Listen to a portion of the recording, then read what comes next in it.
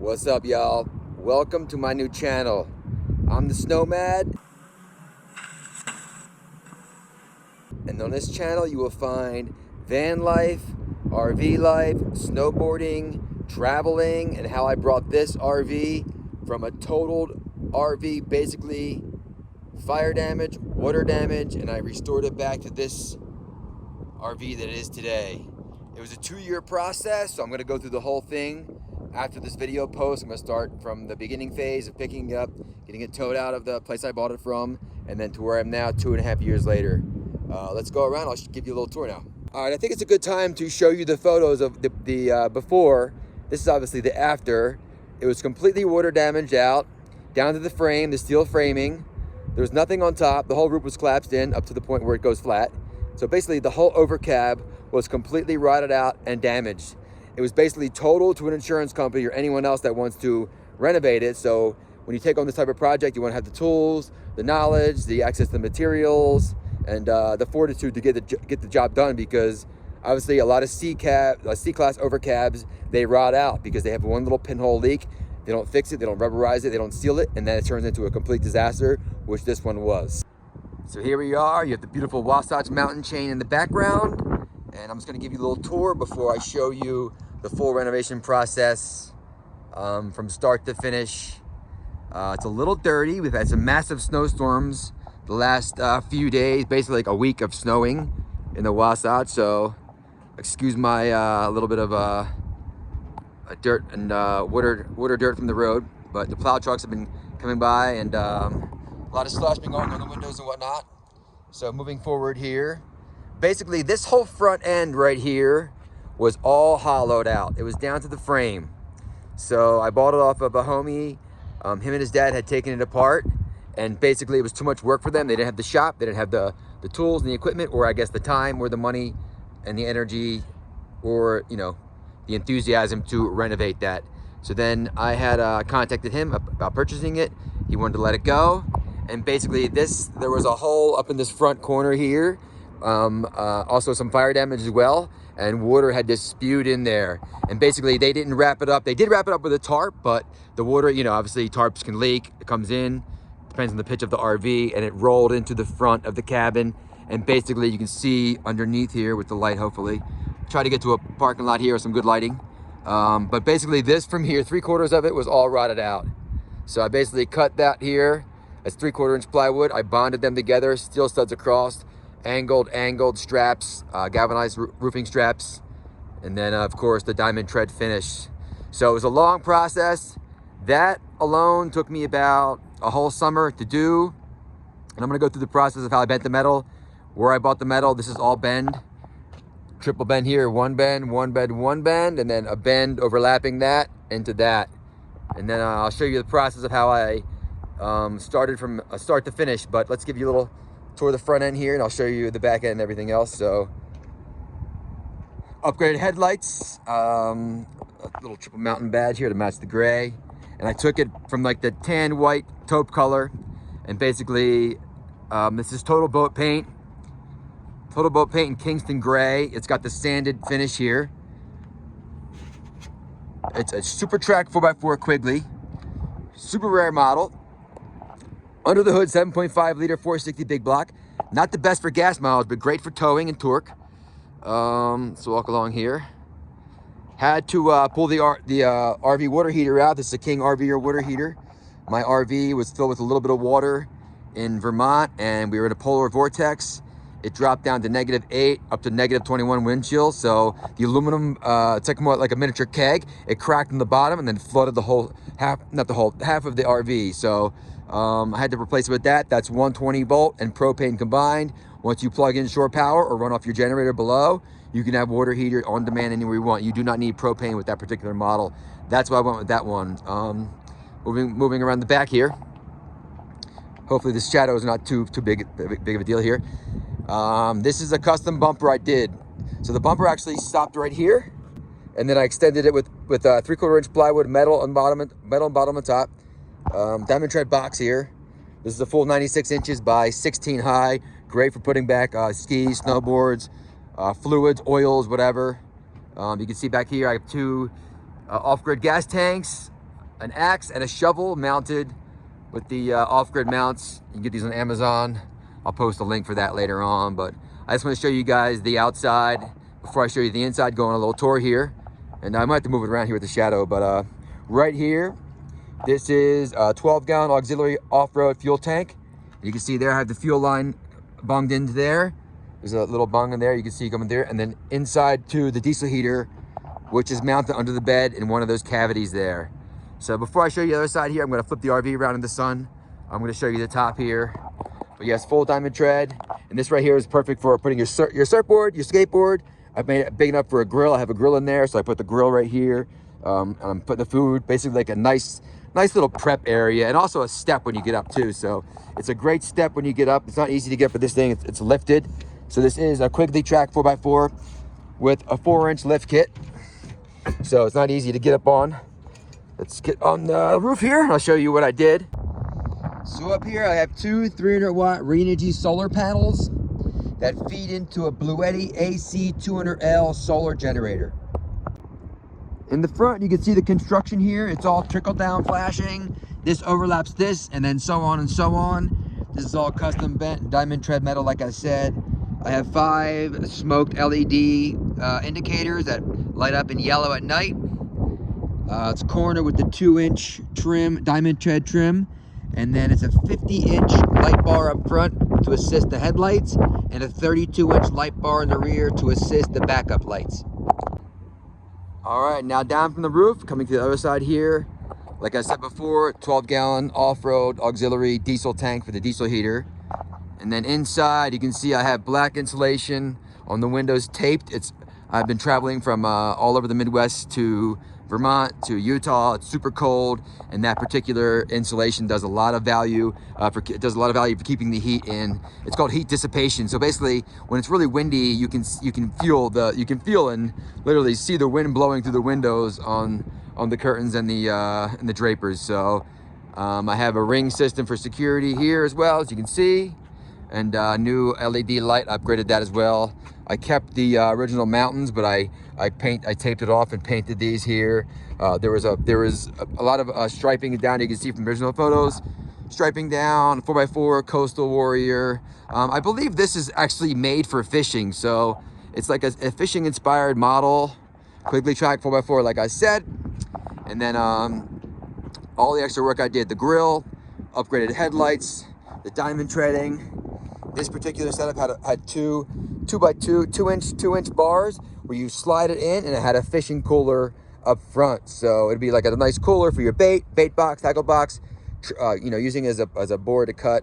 That I covered them up there to just cover the holes up and then protect it from rust, whatever else. But it's a unit that actually slides in. It has a flat platform here, and then you can put a bait box there. So I know the previous owner would back it up to the beach, and where the water waves, I guess it's called coastal fishing, gulf fishing, right off the beach. So that's what he did with this model. He did a lot of skiing and snowboarding before, but I believe it was basically made for fishing. I added 2 vents here.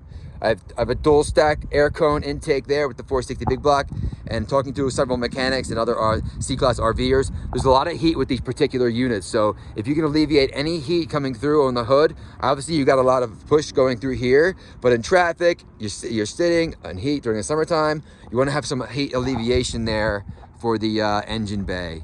So I've given you the tour of the outside now, and everything's custom. This is all custom diamond tread cut. This is different thicknesses, and that's 1/8 inch thick there. I forget the millimeter here, but it's 1/8 inch all around basically. These are 2x2 outside aluminum corners. These are made for ambulances. These are 6-inch pieces, 2x2 corners, and up there 4x8 diamond tread sheets, all 1/8 of an inch. Everything's fully custom. I did it all myself. No one did anything but me. With this piece right here, I used a rack system, plywood and stilts, and slid it in there and then screwed it up there. All the screws are scheduled out. Nothing's random. I used a marker and pre-drilled all the holes, and then that's how this came about here. I put 6-inch stripping down the bottom. Here's the propane tank here. Corners, 6-inch layer there, all along the bottom to protect the edges. 1x1 aluminum, sorry for the shadow, 1x1 aluminum edging, stainless steel screws all around. And basically, I just want to put it out there. I don't have rich parents. My dad's blue collar, he was in the military, and then started his own home remodeling business, contracting business, and modular homes.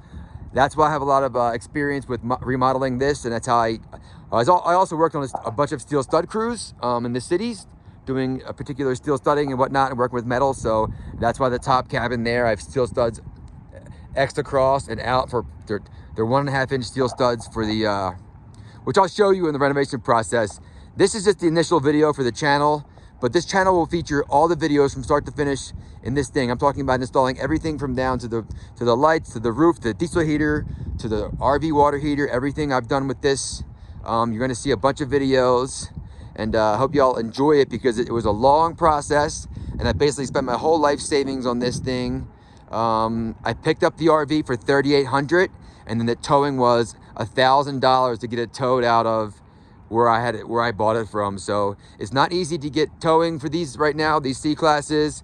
Anything, this is 11,600 pounds gross vehicle weight. And then with your stuff inside, I mean, I'm thinking around 13,500, 14,000 pounds. So you don't have a lot of tow companies that want to tow this.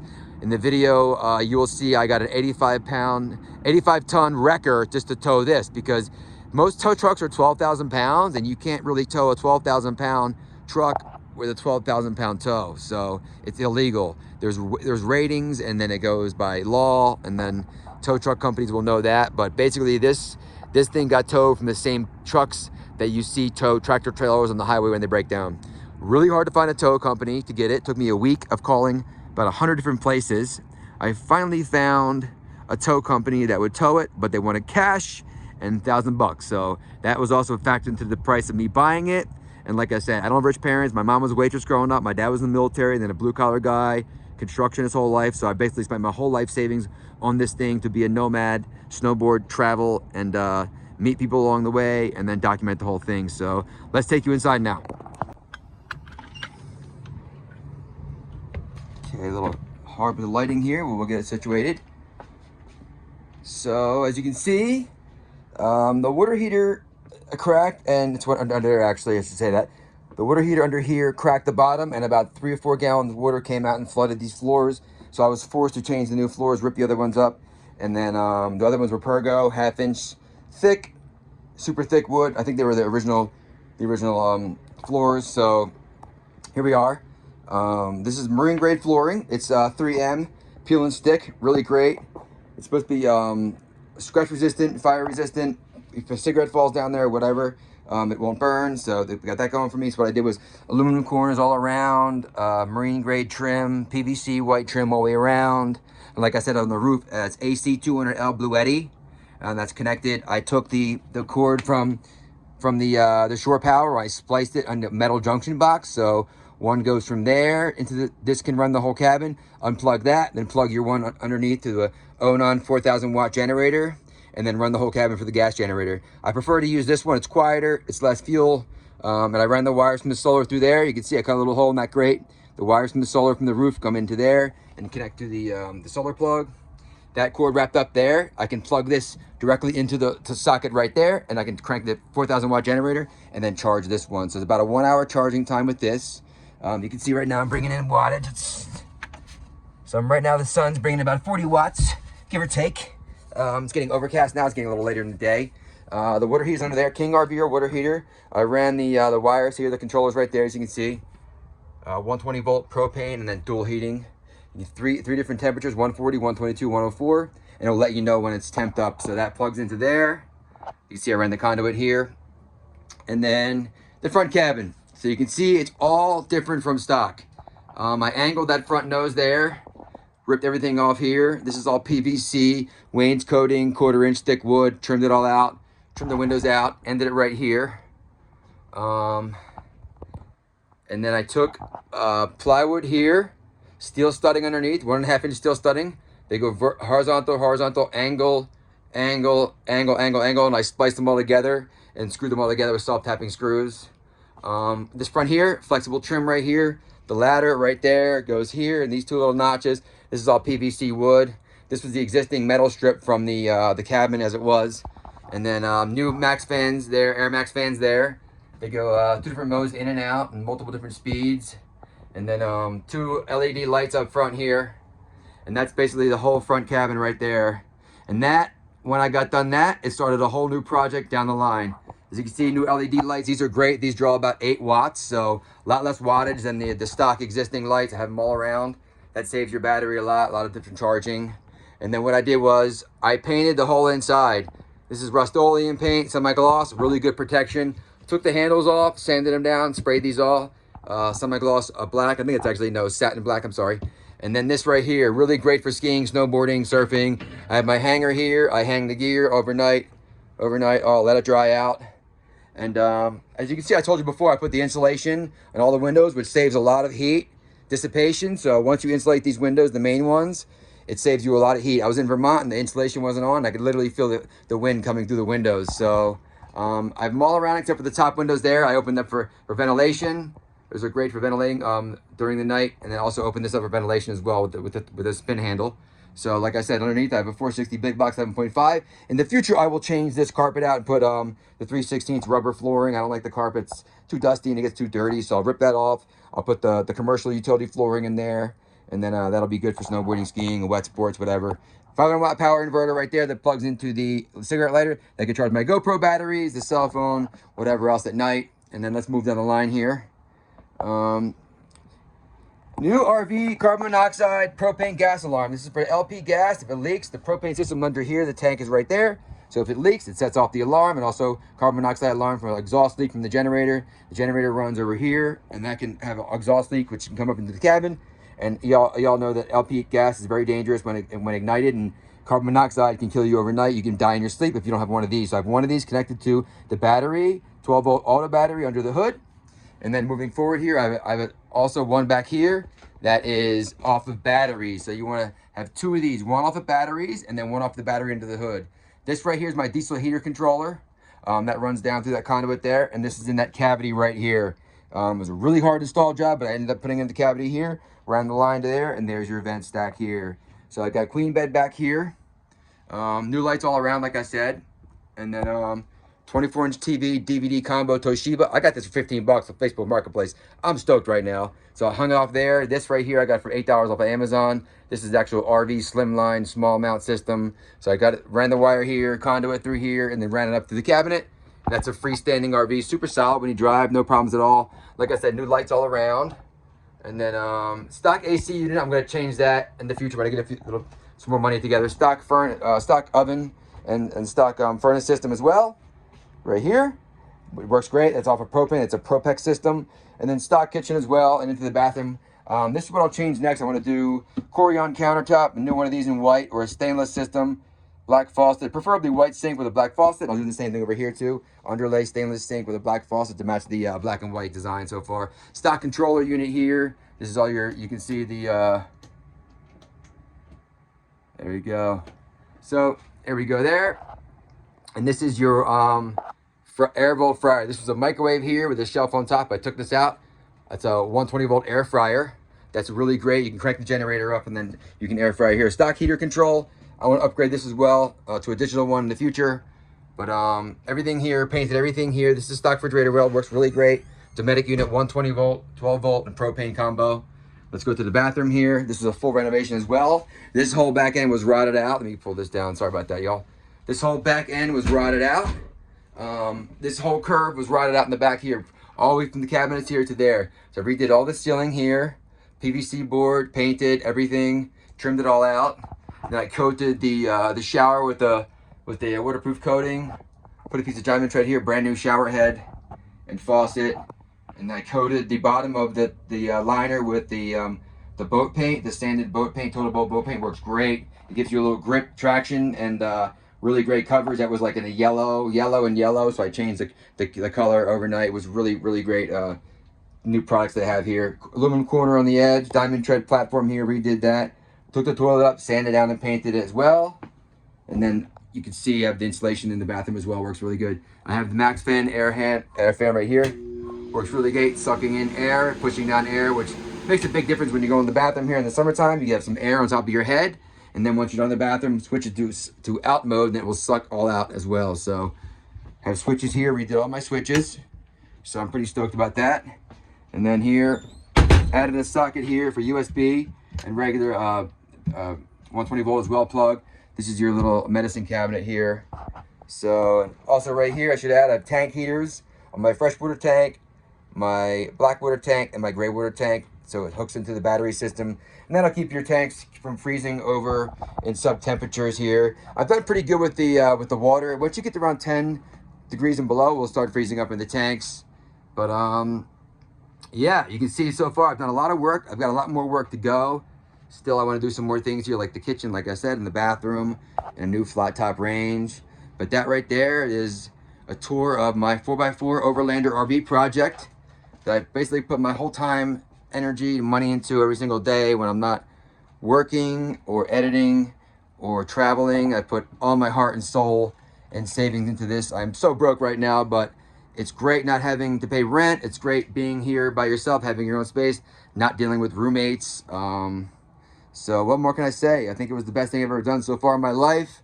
I'm traveling, snowboarding, and meeting a lot of people along the way. So look for some more content in the future. And thank y'all for watching. Peace out from the Snowman. And like, subscribe, comment, share. Love you guys. See ya. Come a long way. Still got a ways to go.